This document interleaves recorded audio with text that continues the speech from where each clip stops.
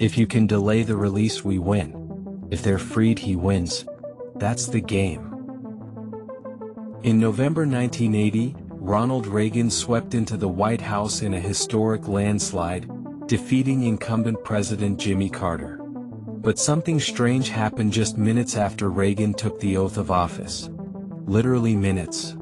At 12:01 p.m. on January 20, 1981, just as Reagan finished his inaugural address, Iran released 52 American hostages who had been held captive for 444 days.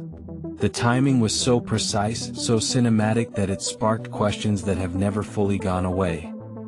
Had Reagan's team struck a secret deal? Had they interfered with international negotiations to ensure the hostages weren't released before the election? Had a political campaign manipulated foreign policy, just to win? That allegation would become known as the October surprise theory. And decades later, it remains one of the most whispered, most dissected, and most disturbing political mysteries in American history. To understand why this matters, you have to go back to 1979. The U.S. Embassy in Tehran had been stormed by Iranian students. Dozens of American diplomats and citizens were taken hostage, some of them blindfolded and beaten. The crisis dominated headlines for over a year. And Jimmy Carter, the sitting president, couldn't get them out. He tried diplomacy. He tried military rescue. He froze assets. Nothing worked. And every failed attempt, every day that passed, eroded public confidence. By 1980, the country was in a deep economic slump, battling inflation, gas shortages, and a growing sense of national humiliation. Ronald Reagan ran on one central theme: strength. He promised to restore American pride, to stand firm, and to win. But behind the scenes, some believe Reagan's team wasn't just waiting for Carter to fail. They may have been engineering that failure. In every major conspiracy theory, there's a moment where whispers start turning into questions. And in the case of the October surprise, that moment began in the summer of 1980. As the election loomed and the Iran hostage crisis dragged on, some in Washington began to hear rumors that people close to the Reagan campaign were making quiet trips overseas. That backdoor channels were being used not for diplomacy but for politics. Here's what we know, and what we still can't fully prove. Who were the key players? First, let's identify the central figures on Reagan's side. William Casey, Reagan's campaign manager, and later his CIA director. Known for being strategic, secretive, and deeply connected to the intelligence world. George H.W. Bush, Reagan's running mate and former CIA chief. While never directly tied to any meetings, his presence looms in the background. Robert "Bud" McFarlane.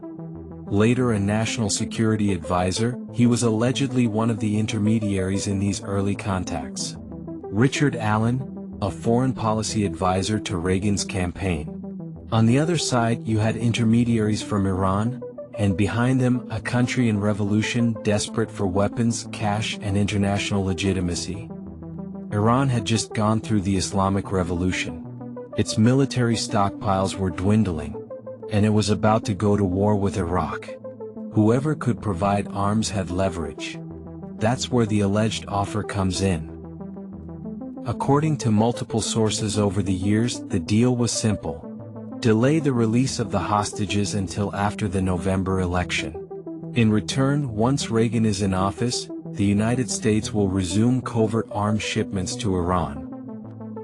If this is true, it would mean that American political operatives conspired with a hostile foreign power to sabotage their own government's diplomacy.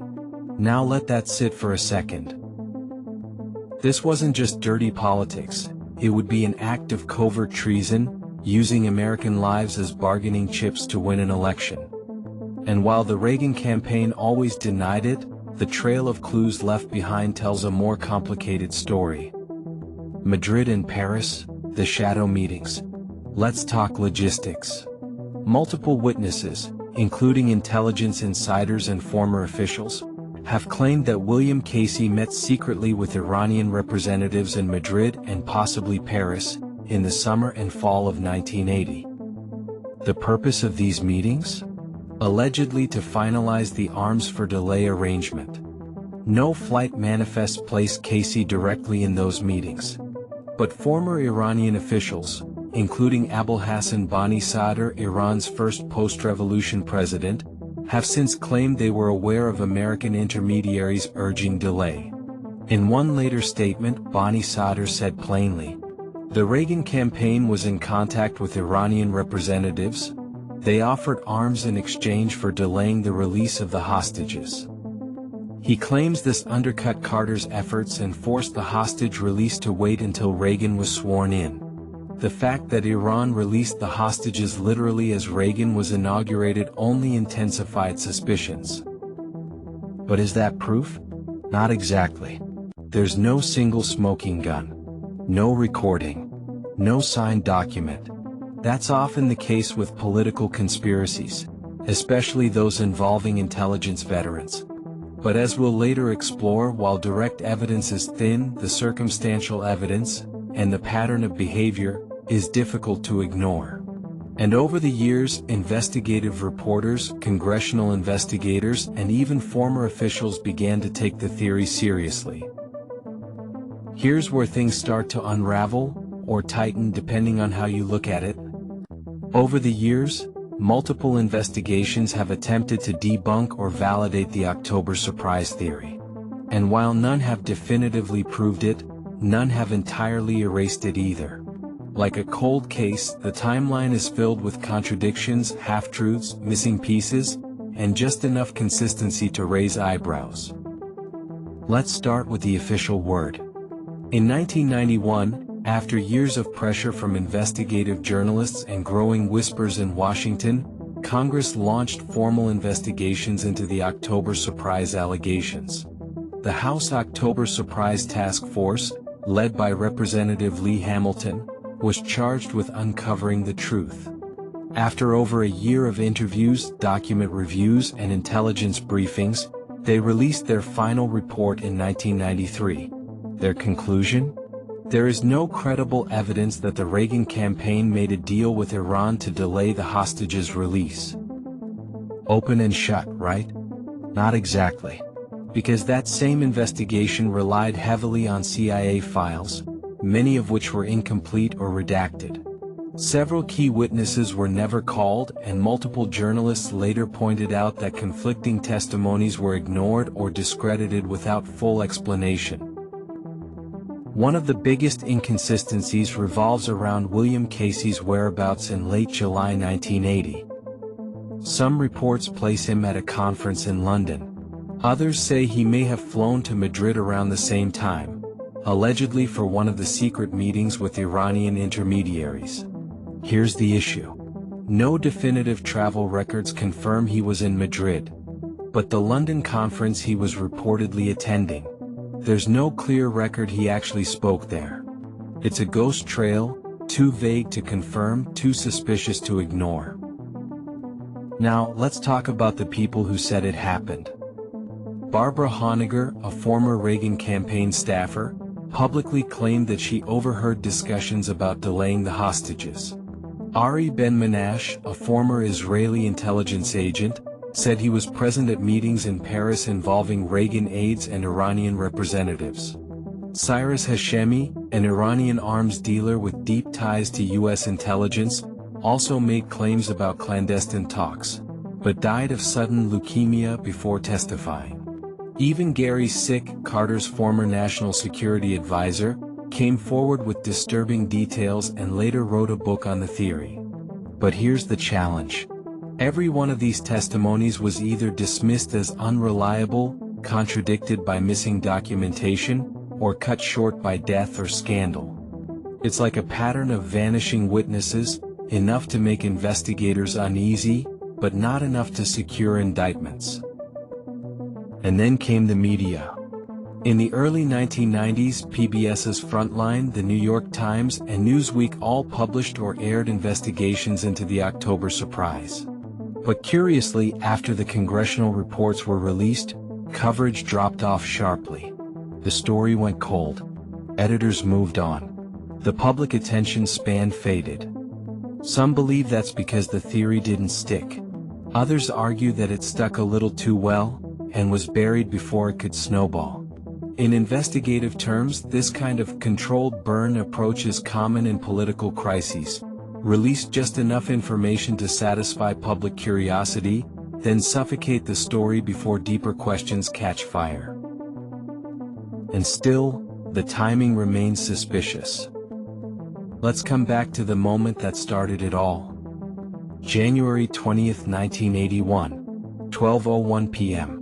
The exact minute Reagan finishes his speech, Iran releases all 52 hostages. Why? Iran claims it was to insult Jimmy Carter one last time. Reagan officials say it's because Iran feared Reagan more than Carter. But others, including seasoned diplomats, say the timing was simply too clean to be coincidence. After all, the hostages had been held for 444 days. What are the odds that the release would happen to the second just as Reagan took power? By the end of the 1990s, the October surprise theory had become a footnote. Never fully proven but never fully disproven. And for some, that's exactly how conspiracies are supposed to end. Most political scandals fade with time. But the October surprise theory has never fully gone away.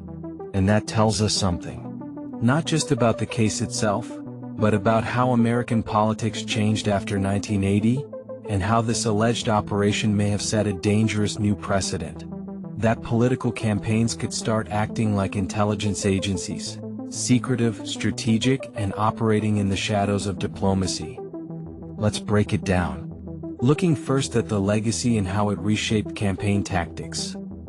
Even if the October surprise was never proven, its shadow altered the way future campaigns operated.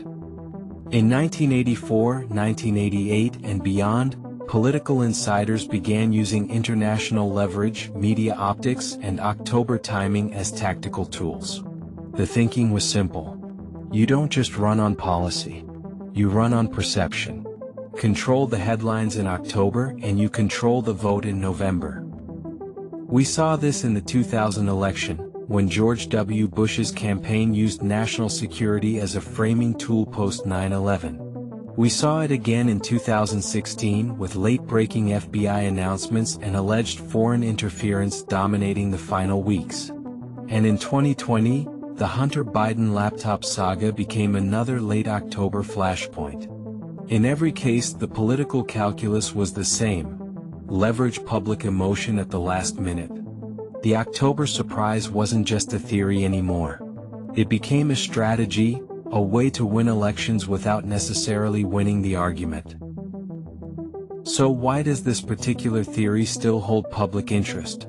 Because unlike wild conspiracy tales filled with aliens or lizard people, this one is frighteningly plausible. It involves a real geopolitical crisis. Real political operatives with intelligence backgrounds. A clear motive, delay the hostages, damage the opponent. And a result that fits too neatly to ignore. Carter loses, Reagan wins, hostages are freed literally as Reagan is sworn in. Even for skeptics, the timing alone raises the kind of questions that don't go away easily. Let's look at what it reveals about power and secrecy. There's a deeper layer here. This theory, and the decades of silence and denials that followed, reveals something uncomfortable about how power operates behind the scenes. It suggests that presidential campaigns aren't always just campaigns. Sometimes they're covert operations in disguise. And that makes us ask, how much of our political theater is real? And how much is just managed perception with outcomes already shaped behind closed doors? If this kind of deal was possible in 1980, what else has happened in elections since that we'll never know about? Let's talk modern day. You've heard of election interference, especially since 2016, when Russian cyber influence campaigns and alleged Trump-Russia connections dominated headlines. While that story's complexity is separate from this one, the core mechanic is similar. Foreign leverage. covert influence, political gain. And even today we're seeing whispers of back-channel diplomacy, pre-election sabotage, and outside forces being used as pawns in America's domestic game. It's a reminder that the line between national security and political strategy gets thinner every year. So here's the breakdown. Did the October surprise happen exactly as the theory says? We don't know, and we may never know. But what we do know is that timing matters. Silence can be strategic. And secrets, when protected by power, don't need to be erased, only doubted just enough to keep the truth in the dark. This case showed how political objectives can hijack foreign policy, how operatives can move through back channels unnoticed, and how public trust can be manipulated without a single shot fired. Let's be clear. Even after hundreds of documents, dozens of witnesses, and multiple congressional reports, we don't have a definitive answer. And maybe that's the point. Maybe this wasn't a story designed to be solved. Maybe it was a story designed to be forgotten, filed away under conspiracy, buried under redactions, and diluted by time. But if we step back, if we forget the political labels and just look at what's being alleged, we find a question that should concern every American, no matter their party. Is it ever acceptable to interfere with international diplomacy just to win an election? Because if the answer is yes, even once, then it opens the door to a future where democracy is just a performance and elections are won not by policy, but by manipulation. Here's the ethical heart of the October surprise theory. If Reagan's team really did sabotage Carter's negotiations with Iran, then 52 American hostages were deliberately left in captivity for political advantage. And if that happened, it's not just a political scandal. It's a moral catastrophe. Because it tells us that partisan victory outweighed human lives, that foreign actors were used as silent allies, and that the American people were lied to not by their enemies, but by their own leaders. Even if you admire Reagan, even if you think his presidency was successful, this theory, if true, would mean he entered office on a lie that cost real people their freedom. Years later, some people still haven't let it go. Former Iranian President Bani Sadr, until his death, insisted that a backroom deal occurred. Journalists like Robert Perry and Gary Sick continued publishing new findings for decades. Even members of Carter's own staff have said privately, and sometimes publicly, that they believe Reagan's people got to the Iranians. And one quote from Gary Sick still resonates. If the October surprise is true, it represents one of the most cynical acts in American political history. The problem is proving it. As with many high-level covert operations, the evidence trails are scattered. The witnesses are dead. The files are sealed. The plausible deniability was built in from day one. Here's a list of key things we may never truly confirm. Did William Casey travel to Madrid or Paris? Was George H.W. Bush aware of or involved in any shadow talks? Were arms secretly delivered to Iran as part of the agreement, months before Iran-Contra made that public? Why were some witnesses ignored, dismissed, or never called by Congress? These aren't wild questions. These are reasonable inquiries based on circumstantial patterns that continue to bother historians and intelligence analysts to this day. Whether you believe the October surprise happened or not, one thing is clear: it exposed the vulnerabilities in America's political system. The ease with which diplomacy can be hijacked. The murkiness of intelligence and campaign overlap. And the power of perception to shape truth. For future generations of voters, journalists, and political analysts, this story should serve as a case study in vigilance. Because the next October surprise might not be about hostages. It might be about cyber attacks, or currency manipulation, or an election result swayed by AI-generated disinformation. The game evolves, but the principle remains the same. Power when unchecked plays dirty. So let's end with this. Maybe we'll never get the full truth about what happened in 1980. Maybe the October surprise will live forever in the space between rumor and fact. But silence is not the same as innocence. And when patterns repeat, when motives align, and when history rhymes, it's the responsibility of investigators, journalists, and citizens to keep asking the uncomfortable questions. Because if we stop asking, we lose more than just answers. We lose accountability. And when that happens, it's not just the truth that disappears. It's democracy itself. So now we turn it to you. Do you think the October surprise really happened? Was it a brilliant political move, or a betrayal of the American people? And if something like this happened again today, would we even know? Drop your thoughts in the comments. Let's hear your take. And if you found this breakdown insightful, make sure to subscribe for more crime, history, and political deep dives, right here every week.